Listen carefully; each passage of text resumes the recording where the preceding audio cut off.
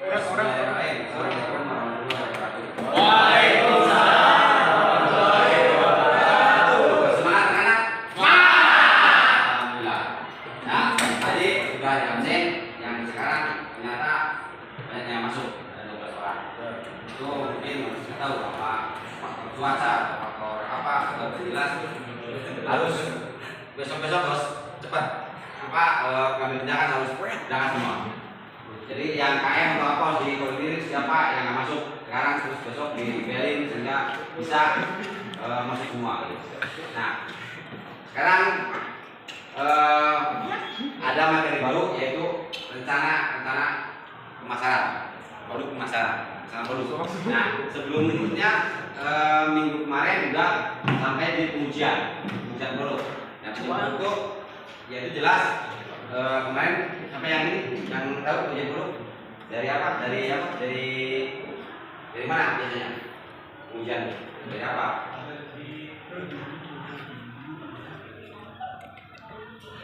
Ya kali kontrol apa itu kan kemarin udah. Terus kalau misalkan udah diuji sesuai dengan itu dia dapat biasanya dapat ISO dari perusahaan. Udah kemarin kita lupa lagi. Nah sekarang lanjut ke rencana pemasaran produk. Kenapa pentingnya rencana pemasaran produk? Apa? Biasanya kalau mau pemasaran produk itu kita punya rencana dulu. Apa kira-kira rencana?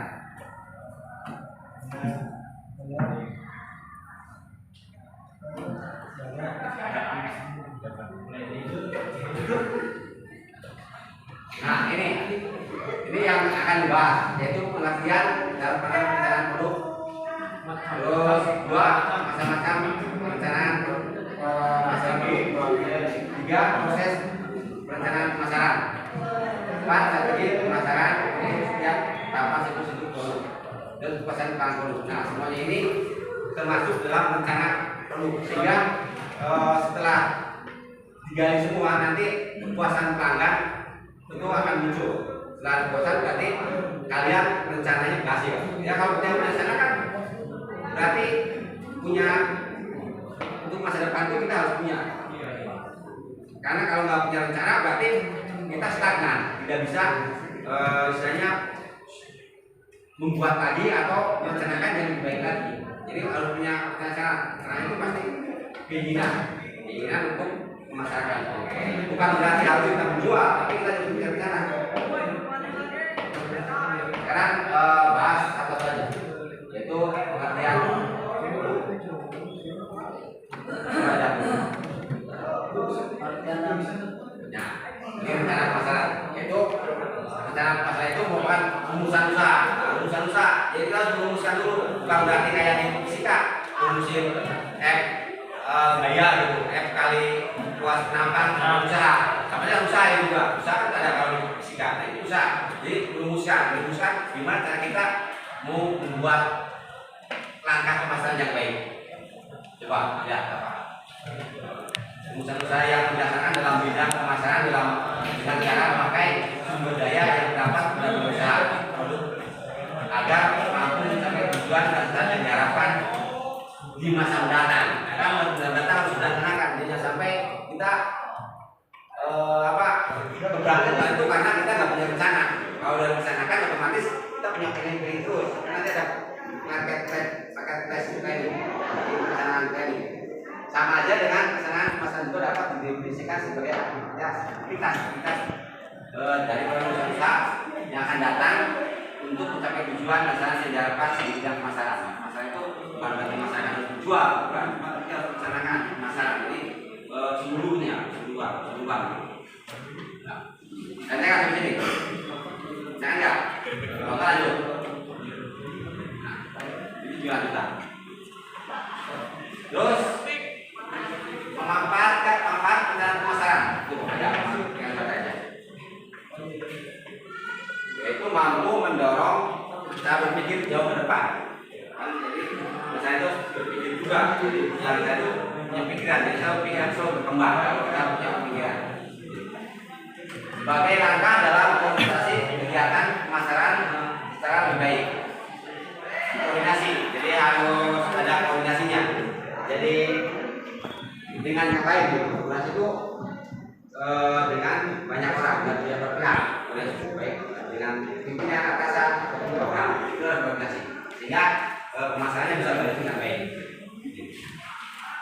Terus berusaha aktivitas pemasaran yang telah dilakukan sejak atas dasar standar prestasi kerja yang sudah ditetapkan dalam rencana. Merumuskan tujuan yang ingin dicapai sebagai langkah dalam mendorong partisipasi serta mempertebal rasa tanggung jawab pada pelaksana. Untuk pengembangan rencana jadi harus manfaat juga harus direncanakan. Terus peranan perencanaan pemasaran itu membuat seimbang dan selaras aktivitas pemasaran sehingga dapat menjamin tercapainya tujuan dan sasaran. Kedua, memakai cara-cara usaha dan bisnis dalam bidang produk secara intensif dan optimal. Memberikan jaminan kesalahan dan keberhasilan pada bagian-bagian usaha dalam mencapai tujuan sasaran usaha. Sebagai bahan pengendalian yang tepat teratur seputar kegiatan pemasaran di dalam usaha. Nah, itu harus punya peranan, yaitu dengan bisnisnya itu ada jaminannya, ada jadi apa yang kita jual itu mempunyai kualitas. Itu yang juga strategi atau peranan rencana. Jadi rencananya itu harus jauh di depan, jangan sampai nggak ada jaminan terus dan lainnya. Ada pengendalian juga, ini mungkin menjalankan supaya produknya eksis. Di sini paham nggak? Supaya mengenai perencanaan pemasaran. Tapi kan boleh pertanyaan. Siapa bertanya kalau misalnya nggak paham ditanyakan dulu.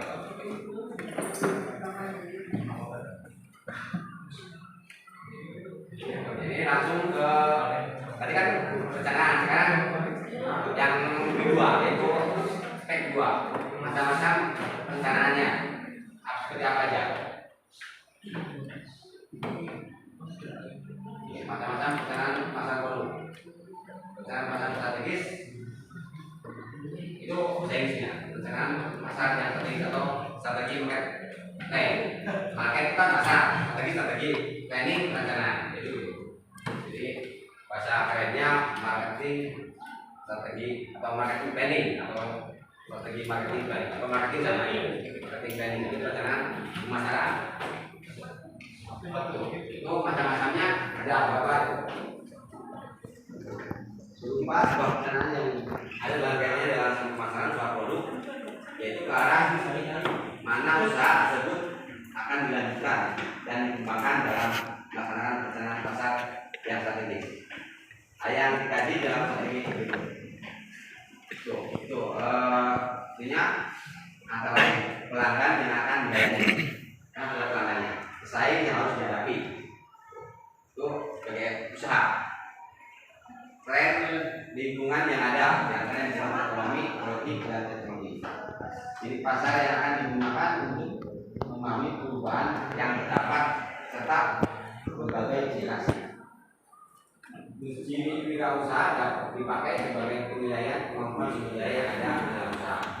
Nah, ini kalau sudah kita merencanakan market planningnya, otomatis kita bisa menilai kemampuan sumber daya yang ada. Jadi kalau misalkan kita berusaha mencari pemasaran yang baik, itu harus kita bisa bersaing, bisa melayani pelanggan, klien yang dilayani dengan baik.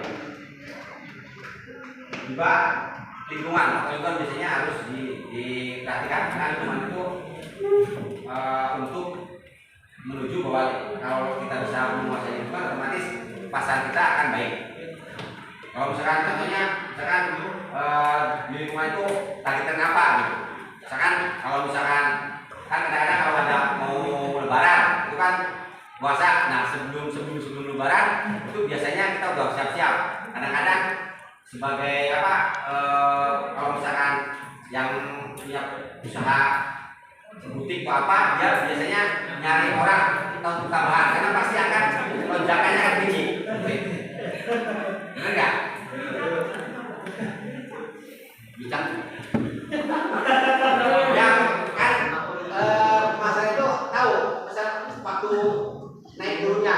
Nah itu biasanya kalau misalkan pas ada tren, kalau misalkan lagi punya tren, misalkan ada tren batu wali atau sepeda itu kan biasanya kita harus punya tahu pasar-pasarnya. Itu tahu lingkungan. Jadi jangan sampai kita stagnan. Jadi kita pada dalam waktu-waktu tertentu bisa misalkan dalam misalkan apa ya itu kayak lebaran seperti itu. Lebaran atau misalkan musim hari apa ulang tahun gitu kan, nah itu perlu di planning dengan berbeda dengan planning biasa. Jadi rencananya harus dimatangkan.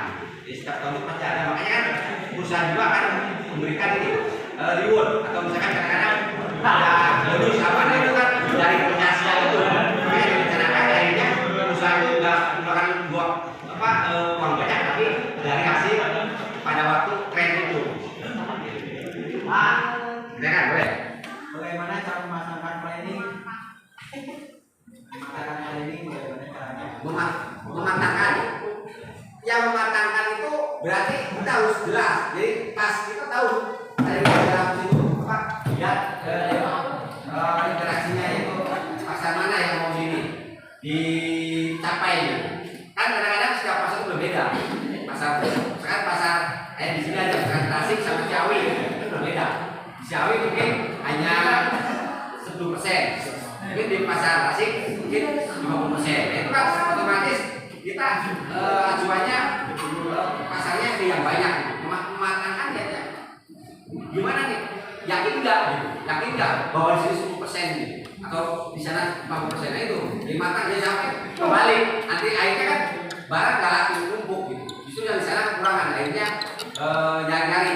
Gitu. Kalau udah sudah yang mati kan otomatis itu jadi belum udah matang gitu. Paham ya? Itu matangkan produk. Jadi kalau kayak usaha kayak lebaran matangan, nah kita buat roti atau apa gitu atau kira-kira makanan ringan, ya pasti laku. Itu sudah matangkan gitu. Apa jelas jangan sampai ngejual misalkan ngejual pas mau lebaran ngejual apa sendal. Nah mungkin kurang laku atau mungkin kalau ngejual apa yang makan-makan mungkin akan lebih cepat. Gitu. Itu setidaknya sebelum mematangkan. Gitu. Ya saya paham. Ini materinya banyak. Apa kita cukup? Izin bertanya Pak. Apa? Kita kan sebagai pengusaha ya Pak. Sebagai pengusaha sih sebagai kita yang melakukan usaha Banyak di materinya. Ya toh. melakukan usaha masker-masker apa saja yang dilakukan dalam menjalankan suatu usaha dalam menjalankan seperti Nah, kalau syaratnya yang penting satu punya keberanian. Jadi dipaksakan. Ya kalau kita nggak berani coba paksakan, atau mas jaga atau hanya angan-angan aja, itu berencana. Cuma kita nggak berani gitu, nggak berani ujuk gigi atau berani digeregetin gitu. Atau kayak tadi kan sudah saya bilangin bahwa usaha itu harus punya keberanian. Jadi kalau kita hanya punya teori apa gitu, teori penting, perencanaan penting. Cuma perencanaan itu untuk kita punya produk nih supaya berlanjutan terus-terusan, jangan sampai bangkrut lah di perusahaan. Tapi kan intinya seperti itu. Jadi berani usaha apa aja. Makanya kalian harus punya jiwa wirausaha. Kalau udah punya jiwa usaha, apa aja misalnya jadi duit atau jadi rezeki, gitu. Jadi usaha. Kalau punya usaha, tahun ini, tahun ini, jadi punya usaha pasti gitu. Atau kalau perusahaan itu udah ada, jelas kalau market space-nya udah jelas, kalau market bisa kayak mobil gitu udah jelas kan. Udah punya lubangnya masing-masing atau punya market masing-masing, misalkan agen-agen sendiri udah. Tapi kalau baru merencanakan perusahaan kita harus benar ya, harus berani juga, berani coba.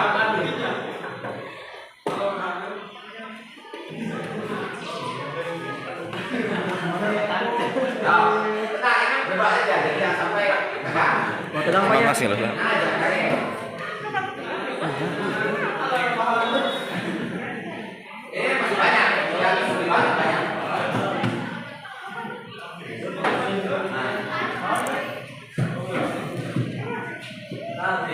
Masih rencana juga, kita pesan itu korporat. Jadi korporat itu mungkin ini apa gabungan, misalnya seni pemasaran, usaha, korporat planning. Yang dibaca aja. Intinya korporat itu berani berkolaborasi dengan apa dengan usaha lain. Jadi intinya gabungan pemasaran. Ya, sekarang ada kan? Apa?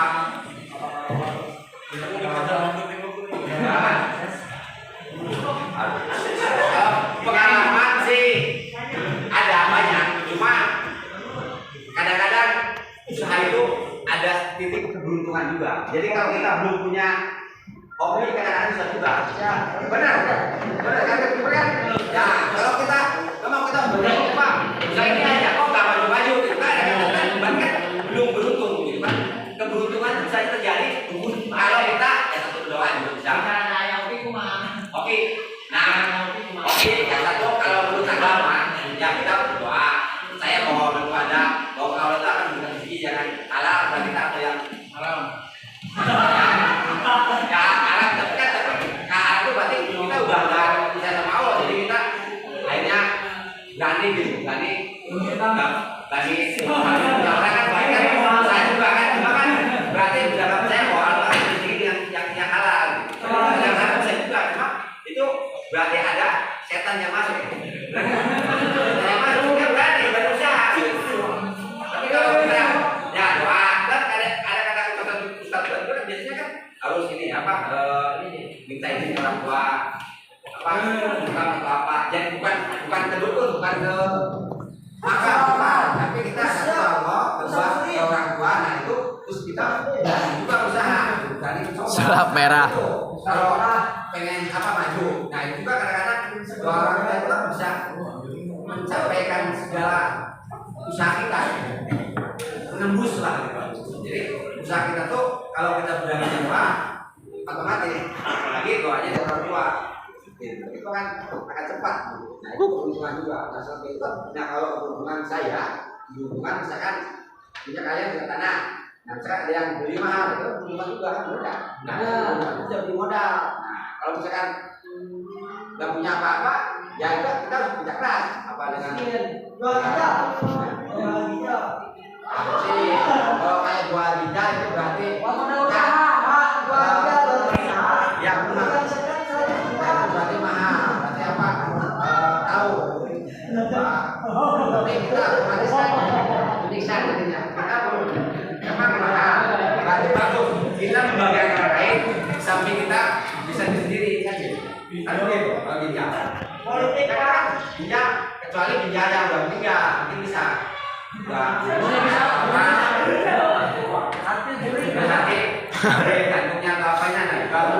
Masih berfungsi gitu dijual.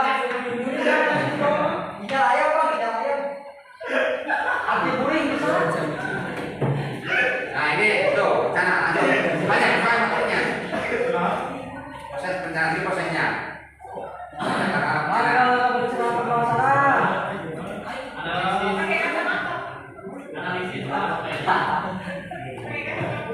Jangan dibaca aja.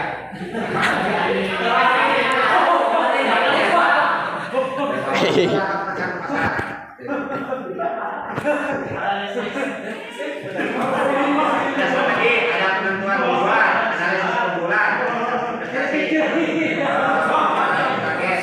sebenarnya harus dibahas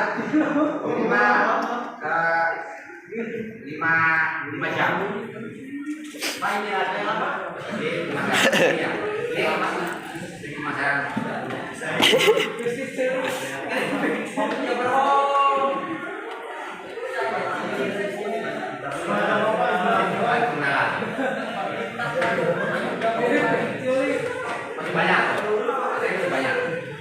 Istirahat dulu.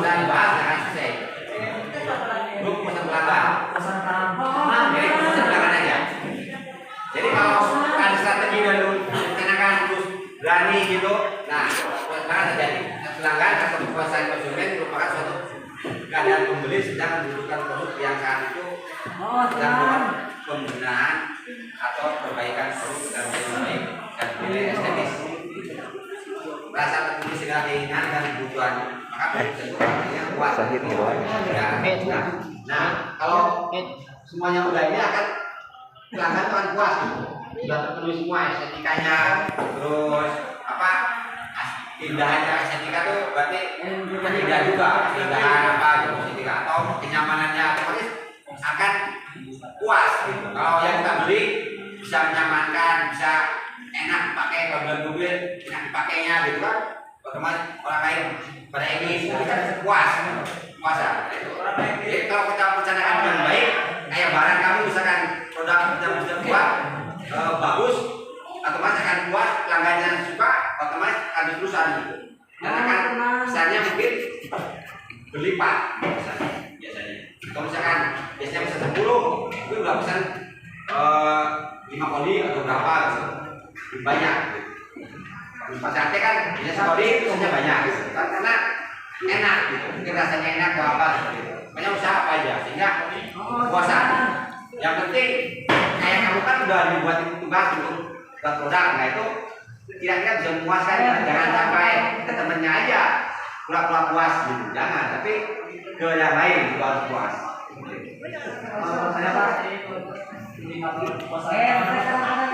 Saya Pak, indikator ketegangan itu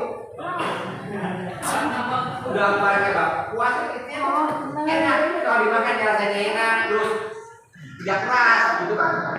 Apa dulu misalkan mobil ya mungkin nyaman dipakainya atau indah bentuknya, jadi menarik gitu, menarik warnanya juga kinclong gitu. Kalau misalkan warna burung kotor ya mana yang beli kan gini. Kalau misalkan apa tukang ini tukang kalau gitu kan, kalau kita itu kan membuat di bersih dulu untuk supaya pelanggan itu atau yang melihat senang gitu. Mobil misalkan apa suara jelek ganti dulu olinya jadi enak. Nah seperti itu misalnya indikatornya banyak. Indikatornya apakah dengan diperbaiki dulu, yang bisa diservis dulu. Kalau misalkan kendaraan, kalau misalkan makanan ya bumbunya kira-kira yang bagus, yang kira-kira pas di sini itu Mantap, mantap. Indikatornya banyak. Lagi nge-hacker dapat set Juna. Intinya di perbaiki atau direnovasinya. Kalau ada yang hacker ditambah sehingga ini bisa menyenangkan pelanggan. Kayaknya kuat. Pengen nge-hacker dapur set Juna Pak. Ya mungkin cukup untuk media kalian nanti buat tugas juga gimana caranya membuat produk kalian itu bisa puas. Pasti tahu. Simpulannya ya simpulannya kan tadi dari perencanaan itu kalian harus buat simpulannya kita bisa membuat produk sehingga produk itu bisa berhasil, bisa menjadi menyenangkan orang lain. Kalau misalkan kamu kalau dasar otomatis puas itu simpulannya balik pun itu apa jadi memuaskan. Bangkrut tuh. Yang aku berarti ada proses ini apa pengujian yang kemarin udah pengujiannya ujian saya jadi direparasi atau mungkin didaur ulang. Kalau misalkan cuma jaga baik, yang tunggu dulu baru coba yang baik kan gitu. Kalau misalkan biasa, kalau misalkan biasa yang lain misalkan apa nganter galon atau apa jasa sama itu kira-kira kadang-kadang kalau misalkan cuma dikasih apa tuh kupon sekarang ada hadiahnya atau apa gitu kan 10 kali balik lagi atau misalkan ada tisunya kalau ada itu kan berarti nggak higienisnya nggak sehat gitu kan. Makanya suka ada dikasih tisu supaya pas dimasukin itu bersih dulu gitu aja. Kalau kontrakan maksudnya dikasih produk. Kalau kontrakan yang jelas produk. Produk atau kan pembuatan Kalau jasa kan hanya menjalankan, benar nggak? Kalau jasa bener Pak. motor nggak ada jalan gitu. Kan produknya kan kita harus bantu hanya kalau kontrakan Motor buat dulu. yang besar. Ya kalau kontrakan kan satu kamar berapa? Nggak harus 10.000 nggak cukup 1 juta. Harus minimal itu 25 atau 30 juta satu kamar itu. Kalau 10 kamar udah 220 juta disiapkan. Kalau Anda nggak punya keberuntungan punya dana, ya nggak bisa gitu. Itu yang jelas produk itu juga jangka panjang. Tapi itu juga harus lihat angsa pasar dulu. Kalau misalnya situnya tempatnya di jauh dari kota atau jauh dari sawah buat kontrakan ya buat apa sampai ada mumpuni kan? Jadi kalau misalkan ada universitas atau apa, atau sekolah nih, buat kontrakan laku untuk yang Kontrakannya buat orang yang jauh, yang kan? Kita lihat dulu kan kalau misalkan atau perusahaan, ada perusahaan, misalkan ya di perusahaan itu pasti akan butuh karyawan yang banyak, ya itu boleh. Kalau ada perusahaan, kalau ada punya tanah, tinggal mungkin tanahnya disertifikatkan terus cara membangunnya mungkin pinjam ke bank. Nah, itu dengan terus nanti bikin poinnya bisa capai. Ini sudah tahu ngambil sendiri, kan? Tentang bang, hasilnya. Tapi juga harus planning. Kira-kira bisa bayar tidak kan? Oke, enggak. Nah kalau itu mah kira-kira itu kayak punya modal, nah itu saya yakin. Kontrakan juga menjadikan. Kalau punya modal. Kalau satunya misalkan kontrakan berapa? Baru Ya, biasanya kan 400 atau 500, 600 tergantung fasilitas. Ada fasilitas juga, kan? Nah, itu fasilitasnya jauh, bukan itu juta, gitu kan? Jadi Terlihat juga. apa? 5 sampai 5 juta. Sebulan. Setahun pakai 12 dari 100 juta, kan? Dan saya menurut nanti modal awal. Ya, kok. Sekali dia udah apa? Selesai. Tinggal 2. Tugasnya kerjakan. Terus Istirahat dulu. Ya, baik ya.